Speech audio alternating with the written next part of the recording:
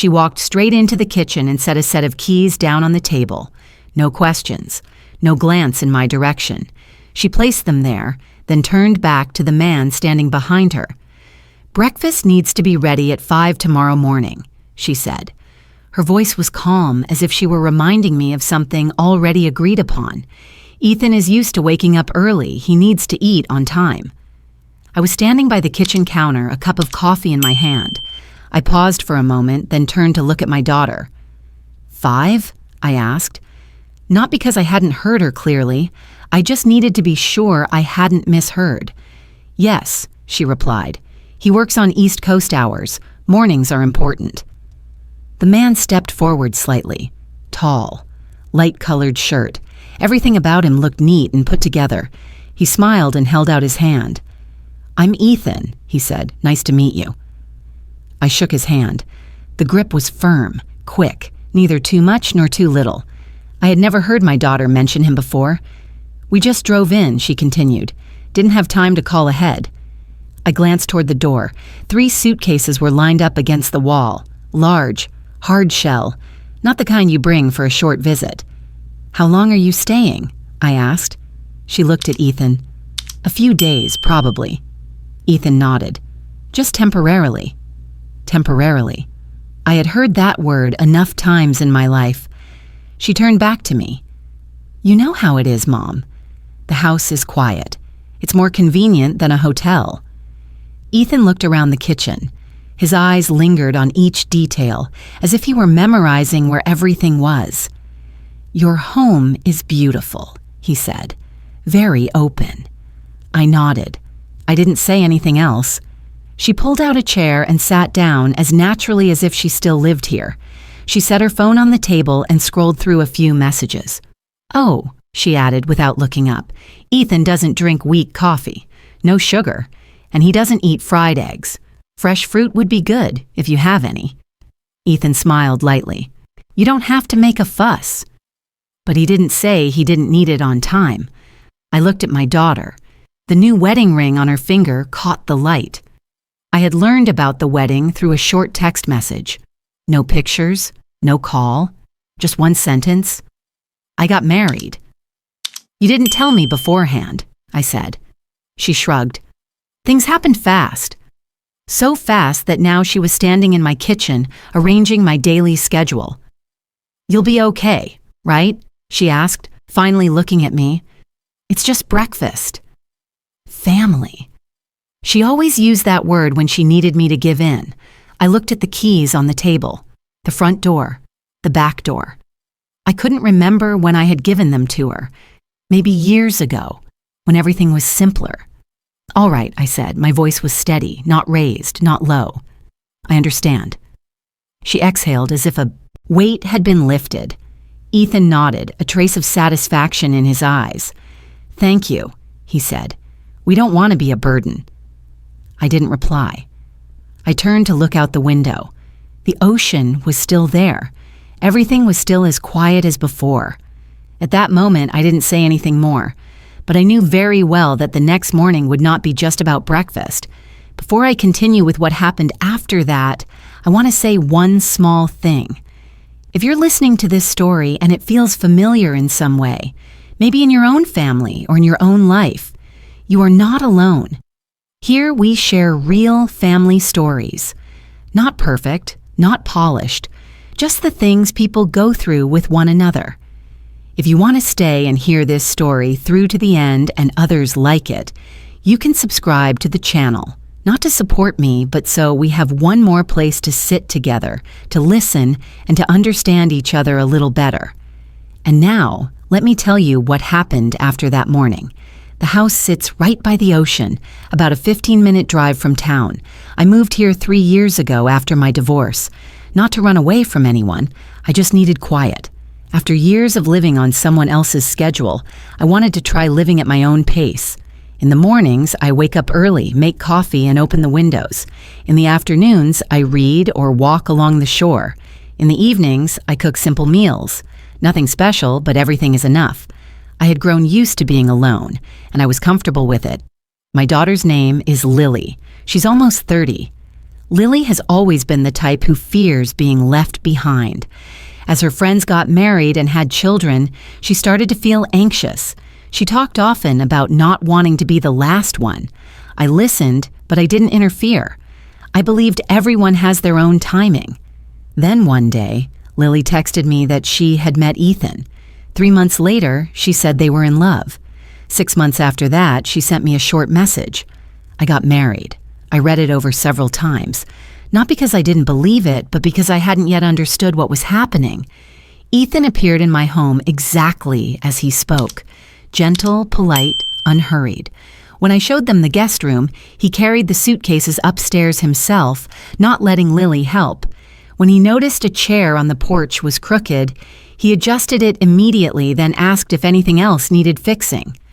"I'm used to doing small things," he said. "I help out at home, too." I nodded. I took note of that.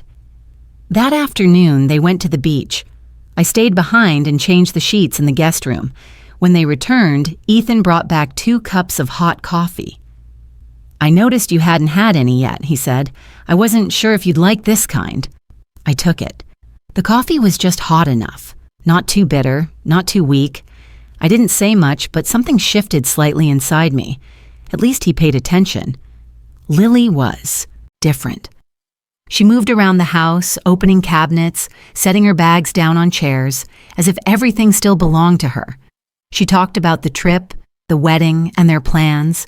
Her voice was excited, but I noticed a sense of urgency in the way she spoke. "I know not everyone likes quick decisions," Lily said, "but I didn't want to wait anymore." I looked at her. "I just hope you're sure." She smiled. "I am."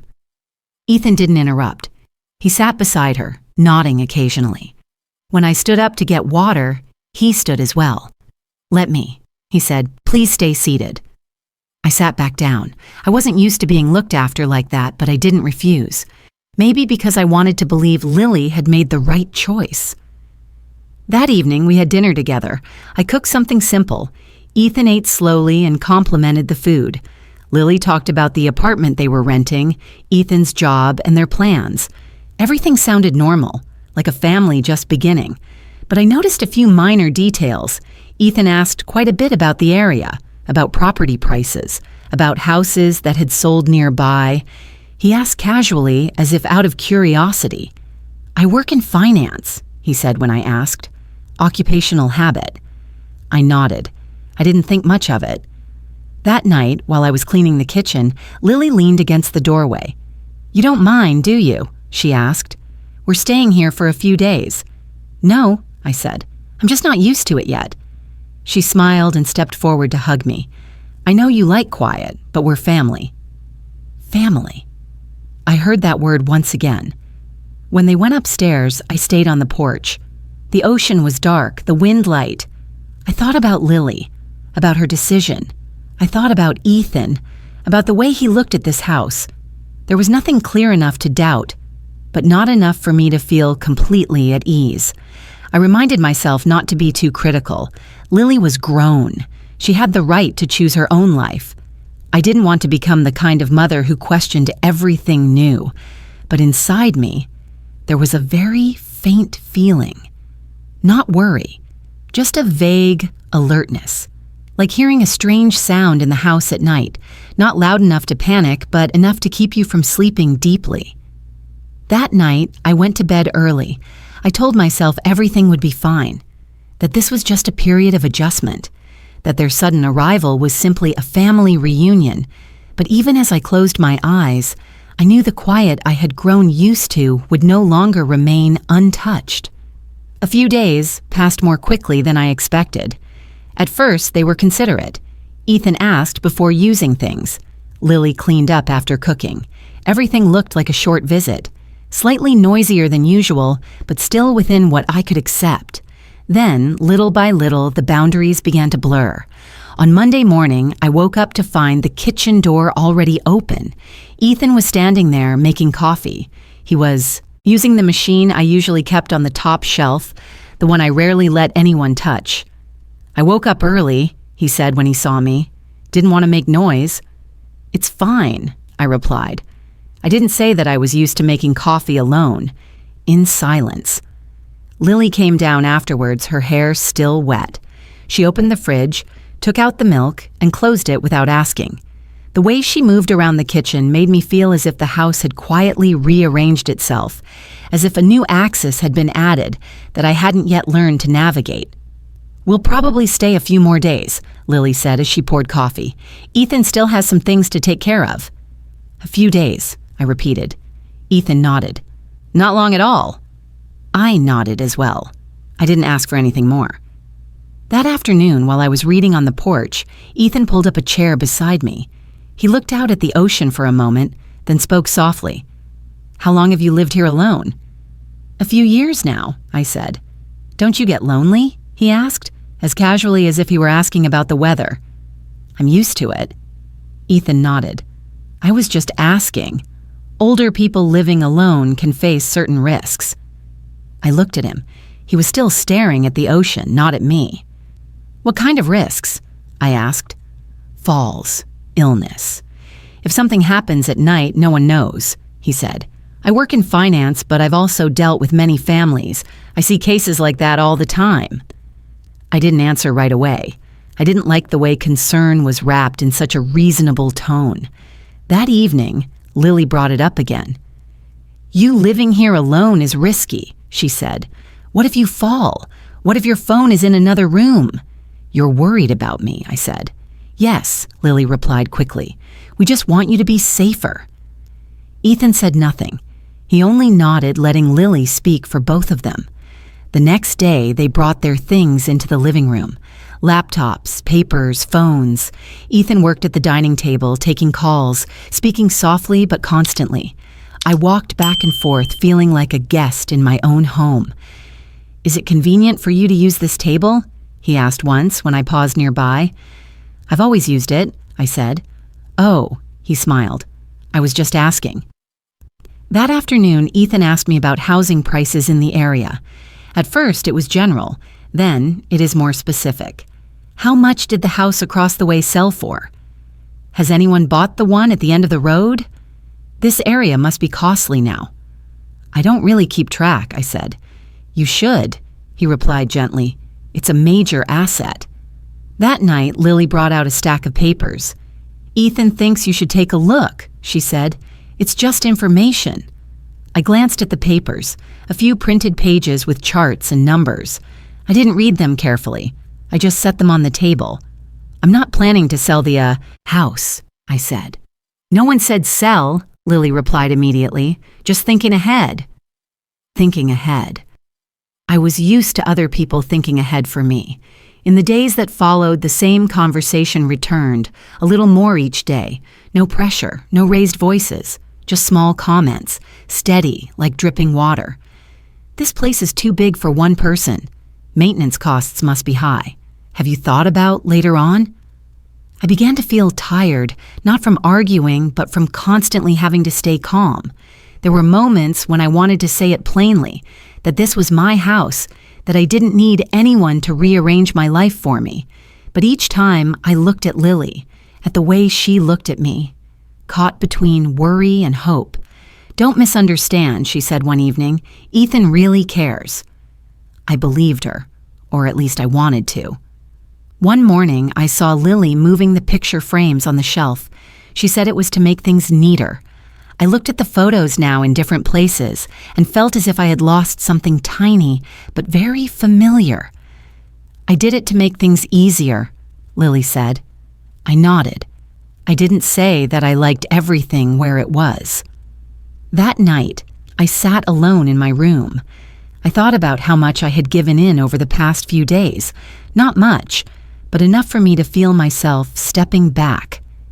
I didn't dislike Ethan. He hadn't done anything outright. He was polite. He knew how to speak. He knew when to stay quiet. That was what bothered me most, and I didn't blame Lily either. She believed she was doing the right thing. She thought family meant deciding together, worrying together. I stood up and looked around the room. Everything was still there, but the feeling was different. I knew I was being pushed aside very slowly. No one shoved me. No one chased me away. But each day, my place in this house grew a little smaller, and I was still trying to keep the peace. For Lily, for family, because I wasn't ready to face the truth that sometimes silence itself is the strongest form of permission. I woke up at 4:15, not because of an alarm. I never set one for that hour. I woke up because of a familiar feeling I hadn't felt in a long time, the sense of needing to get up on time to work for someone else. The house was still dark. I moved quietly into the kitchen and turned on a small light. The silence was so complete I could hear my own footsteps. I made the coffee first, exactly as Lily had said. Strong. No sugar. When I took the eggs out of the fridge, I paused. Not because I'd forgotten how to cook, but because I realized I was doing it automatically, as if I'd been used to it for a long time, as if this were my responsibility. 10 minutes before 5, Ethan came downstairs. He was wearing a t-shirt, his hair slightly messy, but he looked fully awake. "Good morning," he said softly. "You're up early." "Yeah," I replied, setting the coffee on the table. Ethan sat down and opened his laptop. "I have an early call," he said. "If there's any noise, I hope you don't mind." I nodded. I didn't say that this was my kitchen. Lily came down a few minutes later. She looked at the clock, then at the table. "Thank you, Mom," she said. "I know waking up early isn't easy." I didn't answer right away. I set the plate of eggs in front of Ethan. "No fried eggs," Lily reminded me, as if I might forget. "That's right," Ethan said without looking up. "Thank you." They began to eat. Ethan typed while he ate. Lily sat across from him, checking her phone. No one said anything else. I stood at the sink, washing a few glasses from the night before. After a while, Lily looked up. "Mom," she said, "I think we should be clear about a few things." I turned around. "About what?" "Daily routines," she said, "to avoid misunderstandings." Ethan stopped typing and looked at me, then at Lily. He didn't speak, but he didn't object. "For example?" I asked. "For example, mornings," Lily said. "Ethan works early, so he needs quiet. And if breakfast is ready, things go more smoothly." "So you mean I should wake up early every day?" I asked.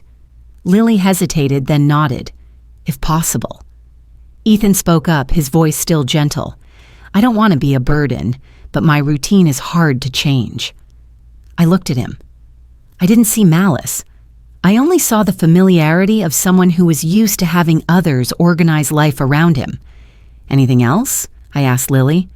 "Oh," she said, "Ethan doesn't like a messy kitchen, and in the evenings he often works. So if you watch TV, please keep the volume low." I listened to each sentence. None was loud. None was unreasonable on its own. But together they formed an obvious picture. "You're home all day," Lily continued. "You can manage." I smiled. I realized I was smiling at precisely the right moment. The smile of someone who is used to giving in. "All right," I said. "I understand." Ethan looked at me and nodded slightly. "You're very understanding." I turned back to the sink. I washed a few more plates that didn't need washing. My hands moved, but my mind was empty. I thought about my mornings before this. When I woke up at 6, I made coffee and sat on the porch, when no one needed me to be on time for them. After breakfast, Ethan stood up first. "Thank you," he said. "Very punctual." Punctual. I remembered that word. Lily stayed behind to help clear the table. She spoke quietly. "Don't overthink it," she said. "It's just temporary." Temporary. That word again. When they went upstairs, I sat alone. The dining table was empty. The clock read 5:40. Outside, it was still dark. I wasn't angry. I wasn't deeply sad either. I saw something clearly that I had been avoiding. The problem wasn't breakfast at 5. It wasn't strong coffee or unfried eggs. The problem was where I stood in this house. I had thought I was the homeowner, the mother, the one who was respected. But that morning, I realized I had been placed somewhere else, a position familiar to many older women, the caretaker, the one who manages, the one expected to adjust so others can be comfortable. I sat there for a long time, doing nothing, thinking nothing more. Only one thought appeared, clear and steady. If I stayed silent, it wouldn't stop at breakfast. After that morning, the rhythm of the house changed completely. Ethan and Lily started going out more often. They said they were running errands, meeting friends, and checking out places around town. I didn't ask too many questions. I stayed home, alone. In the mornings, I woke up earlier than I did in my old routine. Not precisely because of breakfast, but because I wasn't sleeping deeply anymore. When I went down to the kitchen, I saw papers Ethan had left on the table. His laptop was neatly placed. The kitchen looked like a temporary office. I made coffee and sat by myself. The house was quiet, but it was no longer the comfortable quiet I was used to. It felt like an absence, as if I were living inside a space that had been emptied very slowly. Around noon, they usually texted, "We'll probably be home late. Go ahead and eat without us. Don't wait." I ate alone. I washed the dishes alone. I tidied up a kitchen that wasn't even messy. That afternoon, I heard a car pull into the driveway. I stood up, but they didn't come inside. I saw Lily and Ethan standing by the car, speaking quietly. When I opened the door, they stopped. "We went to look at houses," Lily said, sounding a little awkward. "Just looking." "What kind of houses?" I asked. "Houses in town," Ethan replied. "Smaller ones, suitable for older people." Older people. I heard every word clearly. "I'm just thinking about the future," he added. "It's far out here. If you need help, it wouldn't be easy." Lily nodded along. "I'm worried about you, Mom." I nodded. I didn't say that I had never asked anyone to worry for me. That evening, when we ate together, the subject came back, not directly but clearly. "This house is big," Ethan said as a general observation. "Maintenance must be expensive." "It's always been like that," I replied. "But later on it'll be different," Lily said. "You're not young anymore."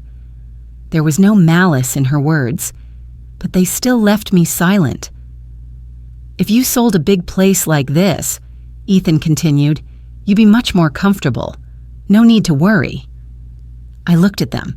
I looked at my daughter. She avoided my eyes. "What do you think?" I asked Lily. She was quiet for a few seconds, then said, "I think it could be a good option." I nodded. I felt my throat go dry. That night, I couldn't sleep. I lay there listening to the waves. I thought about this house, about the years I'd lived alone, learning how to take care of myself. I thought about Lily, about the way she had looked at me earlier. There was concern, there was impatience, and there was something that felt like responsibility. I was afraid of losing my daughter, not in the sense of her leaving, but in the sense of her standing on someone else's side, with me no longer her first point of support. The next morning, when Lily came into the kitchen, I spoke. "If I sell the house, you'll be closer, right?" She looked at me in surprise. Of course." "You'll visit more often?" She nodded. "You don't need to worry." Ethan stood behind her, listening but saying nothing. At that moment, I almost agreed. Truly. Not because I believed I couldn't live here, but because I wanted to keep Lily in my life. If I gave in, everything would be calmer. I went out onto the porch and sat down. The ocean in front of me was the same as always, unchanged. I felt myself growing smaller within that space. That afternoon, I called an old friend. We talked about nothing in particular. When I briefly told her what was going on, she went quiet for a moment. "Are you sure this is really about you?" she asked. That question stayed with me all evening. When Lily and Ethan came home, they talked to each other more than they spoke to me. They discussed plans, whispered. I heard my name mentioned, then the conversation stopped when I entered the room. I began to feel myself being pushed aside, not by words, but by selective silence. That night, Lily came into my room. "Mom," she said, "please don't think we're forcing you. I want things to be better." I looked at my daughter. I saw how tired she was. I saw how worried she was. And I also saw that she was believing in something someone else had drawn for her. "I need time," I said. She nodded. "I understand." But I knew that time wasn't really mine. It was already being counted down. When Lily left the room, I stayed behind, alone. I thought about how long I had stayed silent, and I realized that if I didn't do something, I wouldn't just lose this house. I could lose my daughter, too, quietly. I didn't begin by investigating. I started by wanting to understand more clearly. That morning, when Ethan and Lily went out, I stayed in the kitchen with my old laptop. I'm not good with technology. I'm not used to dealing with financial matters, but I know how to read, and I know how to ask questions. I typed Ethan's name into the search bar. Just that. At first, there was nothing remarkable. A few social media pages, a professional profile with very general wording, financial consulting. It sounded fine. It sounded exactly like what he always said. But when I looked more closely, I noticed a few things that didn't add up. The company name he mentioned didn't have a clear address. The website was sparse, the information repetitive. I didn't understand everything, but I felt that something was missing, like a story told many times, but never in detail. I was overthinking. I closed the laptop. At noon, I ran into an old acquaintance in town, someone who had worked in real estate for years. We talked about all sorts of things. Before we parted, I asked casually, "Do you know anyone named Ethan?" I asked. "A financial consultant." He thought for a moment. "Sounds familiar, but I'm not sure." "What about the company he works for?" I asked. He shook his head. "If it were a big firm, I would have heard of it." That answer followed me home. That afternoon, I called someone else, a lawyer I'd known for a long time. Not close, but enough to talk. I didn't explain everything. I just asked very general questions. "If someone offers to help sell a house and manage money for someone else," I asked, "what kind of paperwork is needed?" He answered carefully. "You need a clear contract. You need to verify legal qualifications, and you shouldn't rush." I smiled. "I'm just asking." "You should be careful," he said, "especially when family is involved." That evening, when Ethan talked about the housing market, I listened more closely. He spoke smoothly, but when I asked for details, he often answered in circles. Not wrong, but not clear either. "I'll take care of everything," he said. "You don't need to worry." That sentence sent a chill through me, not because I was afraid, but because I realized I was being advised to step aside. That night, I lay awake, thinking. I thought about Lily, about how much she trusted Ethan, about how she repeated his words. I wondered if I was being overly suspicious, if this was just the reaction of a mother who didn't want to let go. There were moments when I wanted to stop, to believe things were simpler than I thought. But the next morning, when I opened the laptop again, I found an old article. Not big, not prominent, just a short piece about a financial dispute. The company name in the article was similar to the one Ethan had mentioned, off by just one letter. I wasn't sure, but my heart started to beat faster. I took it to the lawyer. This time, I told him more, not to accuse anyone, to ask. "It could be a coincidence," he said, "but you should look into it carefully before signing anything." "Signing?" I asked. "You said they're suggesting selling the house," he replied. "There's usually paperwork involved." I nodded. I left with a list. Things to do, questions to ask. I didn't feel strong. I needed to be clearer. That evening, Lily asked me, "What are you doing?" "Just looking into things a bit," I replied. "Ethan says you don't need to worry," she said. "He knows what he's doing." I looked at my daughter. I saw the trust in her eyes, and I felt the fear in my own chest.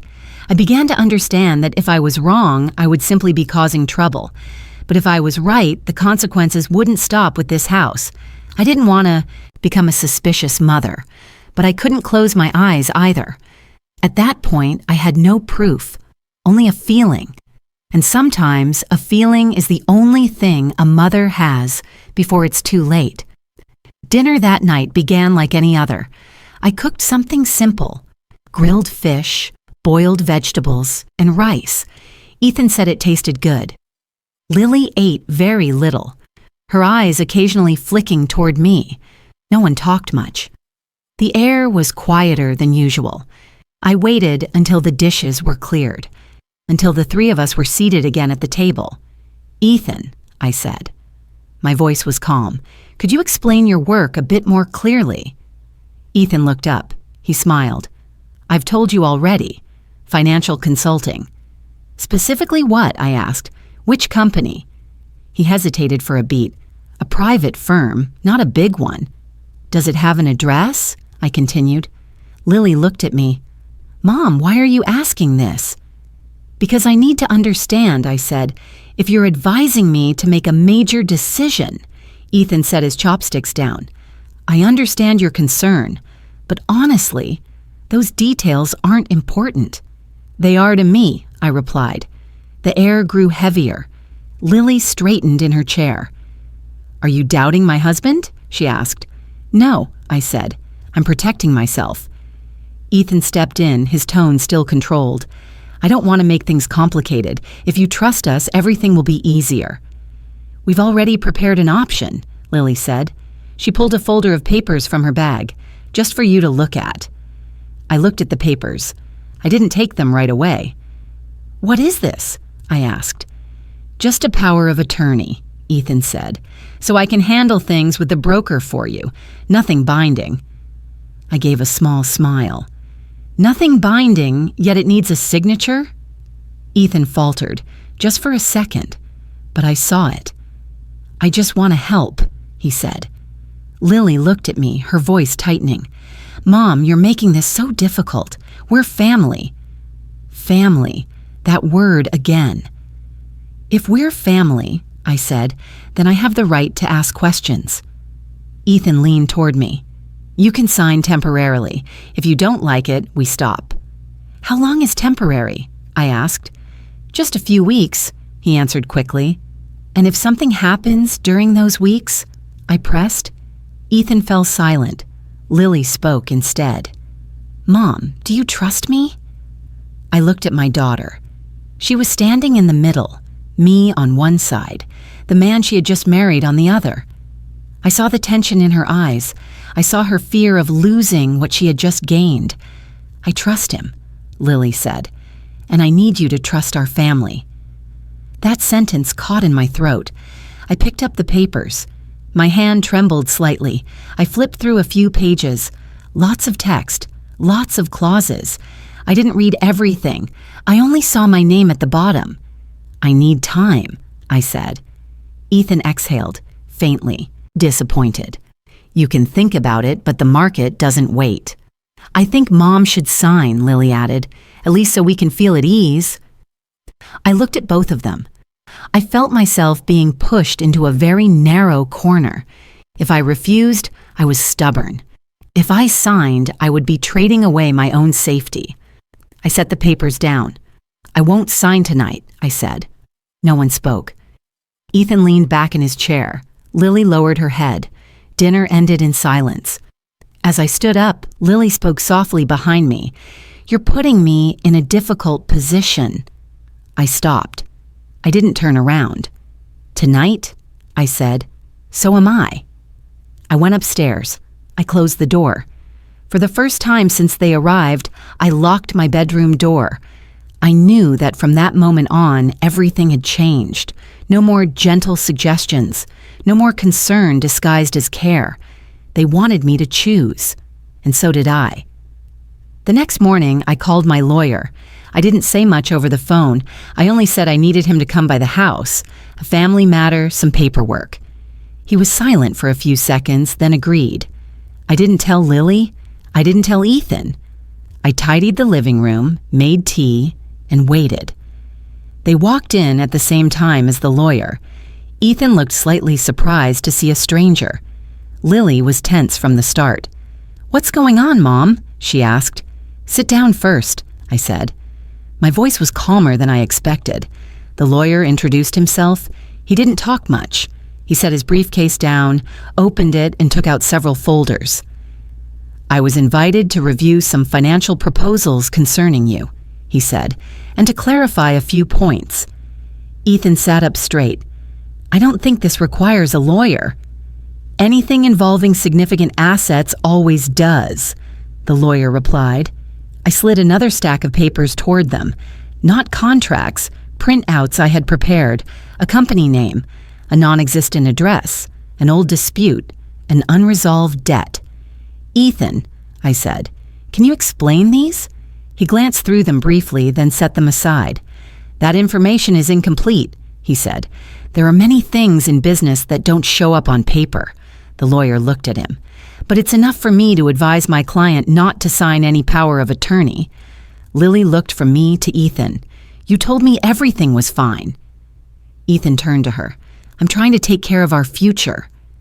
"By having my mother sign these papers?" Lily asked. The room grew heavy. No one raised their voice, but every word carried weight. "I'm not accusing anyone," I said. "I'm simply saying I won't hand my decision-making power to someone else." Ethan stood up. "You don't trust me?" "No," I replied.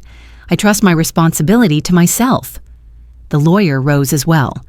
"Given the circumstances, my advice is to stop all discussions related to assets." Ethan was silent for a few seconds. Then he turned to Lily. "I think we should leave," he said. Lily looked at me, her eyes red. "Do you know what you've just done?" "I do," I said, "and it hurts me." Ethan pulled his suitcase toward the door. He didn't look back. He didn't explain anything further. He only said one short sentence. "Call me later," he said to Lily. The door closed. The house felt empty in a very different way. Lily stood in the middle of the room. Her shoulders trembled. She didn't cry right away. She just stood there as if she had lost something substantial. "You're not happy, are you?" she asked. "Why would I be?" I said. "I just watched you hurt." She sat down in a chair, her head bowed. I trusted him. I sat down beside her. I didn't say anything else. I placed my hand over hers, not to comfort with words, just to be there. The lawyer gathered his papers and stood. "I'll give you two some time." After he left, the house was quiet. No plans, no documents, no promises, just a mother and daughter, and a very real emptiness. I didn't feel victorious. I didn't feel relieved. I only felt tired. I knew the truth had come out. But the price was my daughter's shaken trust, and that was never what I wanted. That evening, I cooked dinner for the two of us. No one spoke much. No one mentioned the future. We ate in silence, not tense, but not peaceful either, and I understood that sometimes doing the right thing doesn't bring immediate comfort. It only leaves an emptiness and a sadness that takes a long time to fill. The days that followed passed slowly. Lily barely left her room. She ate very little. Her phone was always placed face down on the table.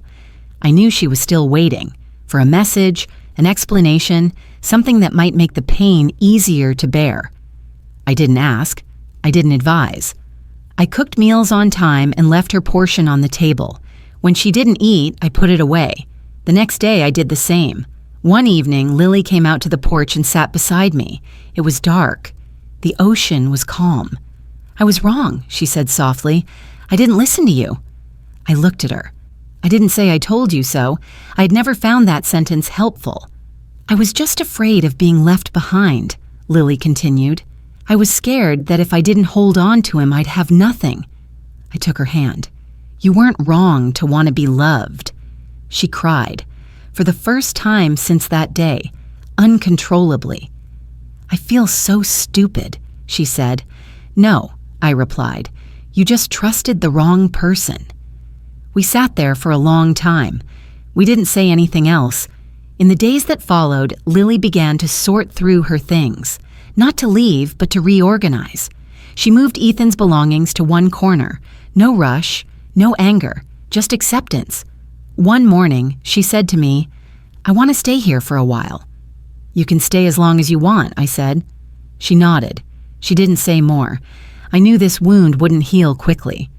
Some things, once lost, can't be recovered, but some things remain if we're willing to see them. Family isn't always gentle. It doesn't always understand right away. Sometimes we hurt each other, even without meaning to. But family is still the place where, when everything collapses, we can return. It doesn't have to be perfect. It just has to be there. That evening, Lily and I ate dinner together. No one mentioned Ethan. No one mentioned the house. There were just the two of us, and a comfortable silence for the first time in many days. The house is still there. Every morning I still make coffee and open the windows to look out at the ocean. Nothing outside has changed. The waves are steady. The sky is still blue. The house isn't bigger or smaller. It has simply returned to being mine, in the truest sense. Lily is still here. We don't talk as much as we used to. Some silences remain. Some questions are still unanswered. But we eat dinner together. We go grocery shopping together. We sit on the porch in the evenings. We don't try to pretend everything is fine. We stay together. I don't blame my daughter. I know she trusted with her whole heart. And I also know that if I were in her place, I might have done the same when I was younger. Lily is learning again how to listen. I am learning again how to say what I need before silence turns into surrender. No one won in this story, and no one lost. There are only people who have passed through a difficult season and remained. I kept the house not because of its value, but because it is where I lived honestly as myself. And because I want Lily to have a place to return to when the world outside doesn't turn out the way she expects. Older people don't need to be pitied. We need to be respected. We have experience.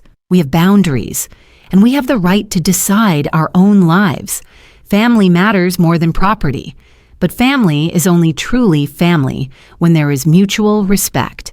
Forgiveness doesn't erase every wound, but it opens another path, one where people can move forward without carrying resentment. Revenge doesn't make life better. Only clarity and compassion do. That evening, Lily placed her hand on my shoulder. "Thank you, Mom," she said. I nodded. I didn't need to say anything more. Outside, the ocean was calm, and this time, so was I.